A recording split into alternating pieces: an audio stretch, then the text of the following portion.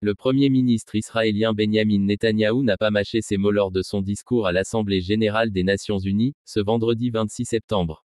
Il a déclaré qu'Israël doit finir le travail contre le Hamas à Gaza, le plus rapidement possible. Prononçant un discours de défiance malgré l'isolement diplomatique croissant du pays en raison de son refus de mettre fin à la guerre, il a également pris pour les cibles pays qui ont reconnu, en début de semaine, l'État de Palestine. J'ai un message pour ces dirigeants. Lorsque les terroristes les plus sauvages de la planète louent avec effusion votre décision, vous n'avez pas fait quelque chose de bien. Vous avez fait quelque chose de mal.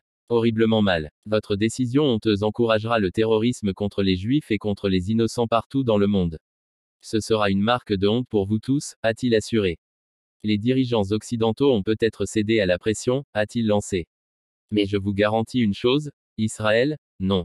Israël mène votre combat, en évoquant ce qu'il a appelé la montée de l'islamisme radical dans les pays du monde entier. Il a également assuré que, il n'y aura pas d'État palestinien. Cet endroit nous appartient. Nous préserverons notre patrimoine, notre terre et notre sécurité. Nous allons doubler la population de la ville, a-t-il assuré. Une salle à moitié vide pour son discours. Benyamin Netanyahou s'est également adressé aux otages détenus par le Hamas à Gaza en leur disant, nous ne vous avons pas oublié.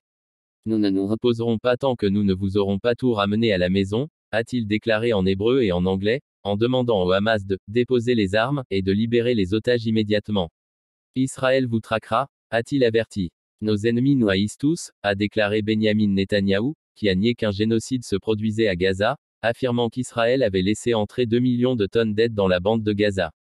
Le bureau du Premier ministre a annoncé, plus tôt, que des haut-parleurs du côté israélien de la frontière diffuseraient le discours de Benjamin Netanyahou à Gaza dans le cadre de ce qu'il appelle un effort d'information. Le Premier ministre israélien est entré dans l'hémicycle sous des applaudissements nourris et des acclamations, provoquant des appels répétés à l'ordre. Mais des dizaines de diplomates ont quitté la salle en le huant alors qu'il se dirigeait vers le podium.